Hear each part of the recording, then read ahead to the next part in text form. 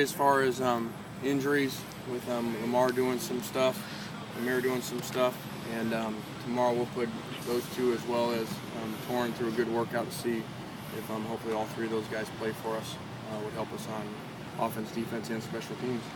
As far as practice, thought it was good, although we missed some guys to make sure that they got to class today because of today being an abnormal day set up for us. So outside of that, I thought it was good. It was good for us to slow down, get out of the pads, and we're well ahead. We still have a lot of work to do. What is your overall assessment of the running game so far this year?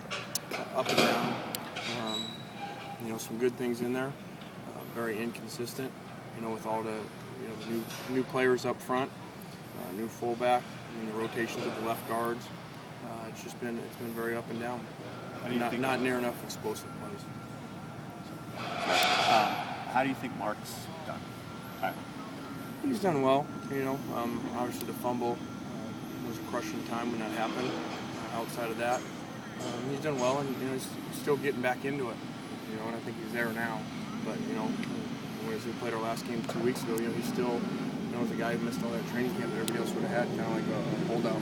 So I think he's at his best right now that he's been. Did that show up in your mind in terms of watching film that he wasn't necessarily all the way back?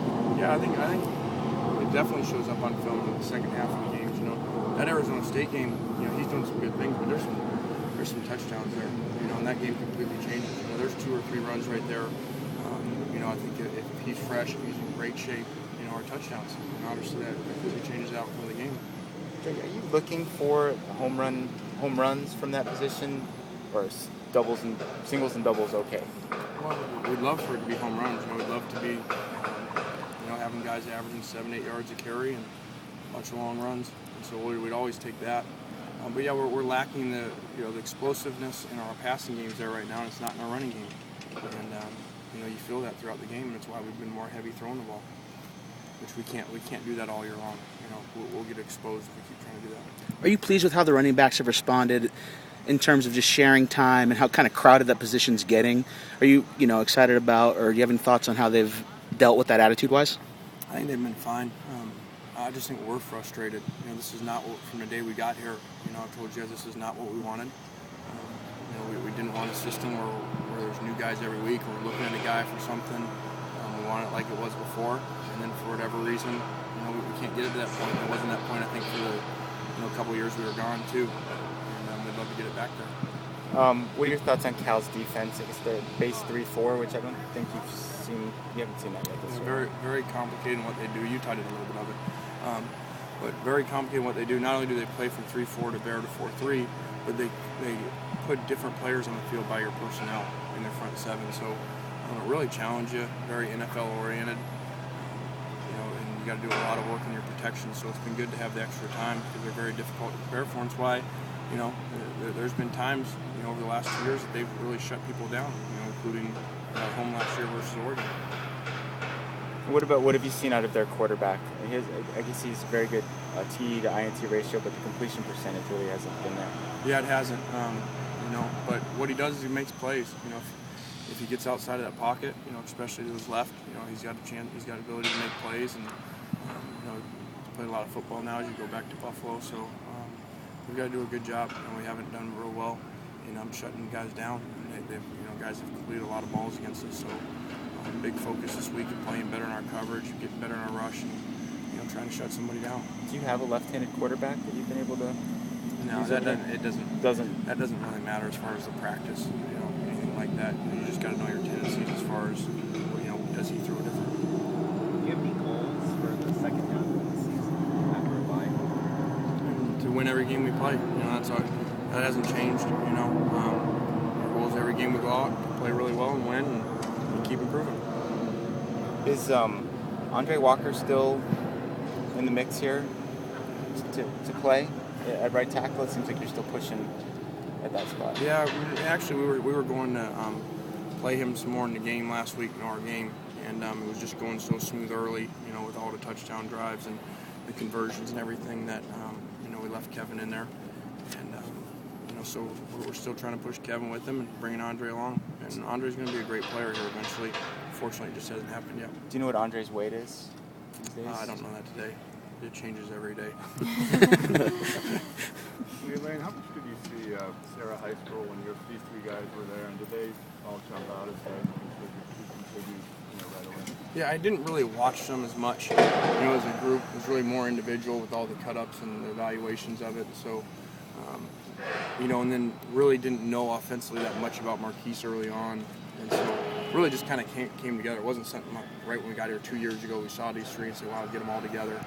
We just kind of went through the evaluation period on them, and Robert and George have been more featured offensively early on in their careers, and so they popped out a little bit more. But then really Marquise's film early on his senior year on defense is what really was unbelievable. To see a receiver that was making huge hits and so many plays, and he could bend and he could make plays on the ball,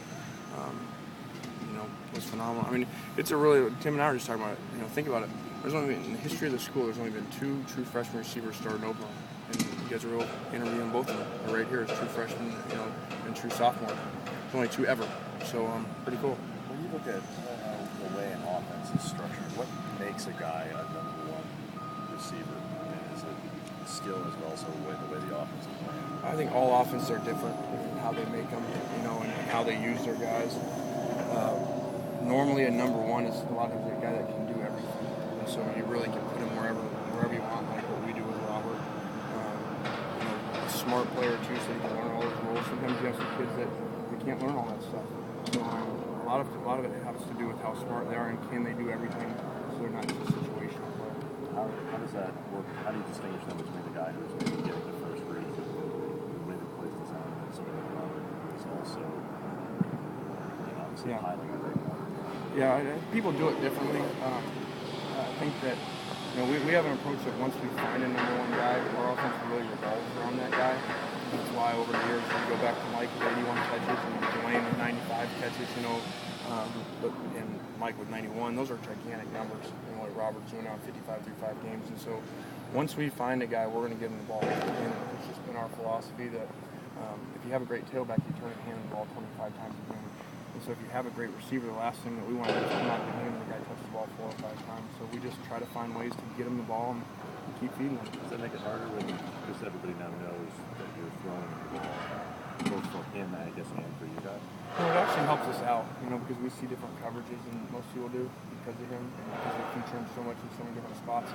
It opens other people up. We've seen Randall Telfer catch a wide open touchdown just because of double coverage. We've seen Marquise, get safeties cheated away from him.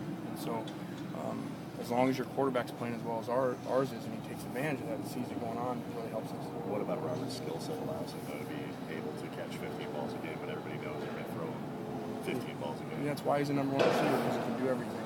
He can beat you deep, he can take the short passes, he can make guys miss, and he plays very physical. For a guy that's not real big, Marquise is bigger than Robert. Robert plays very aggressive in the run game too. Given that Marquise's safety film, as you said, was so impressive, what was the thought process in making him a receiver instead of a safety? Because he wanted to. It's recruiting. He'd be lining up at Oregon probably if we would have told him that he was going to DB. No, we just knew he could play either. And so when you have guys like that, as they come in, you let them do whatever they want. Because you want them to feel good about it, and then if it doesn't work out, then they move eventually. But obviously it worked out. You can notice right away how special he was. Is that what you told D'Anthony Thomas? Marquise told us the other story. He said, I was going to, whatever the coaches wanted, that's what I was going to do. And he really would. If we would have, he's the type of kid, that's why he's so great. If we would have told him, hey, you're going to defense after he signed, then he would have done it. That's how he is. He's a great kid. That's why we started using all special teams too.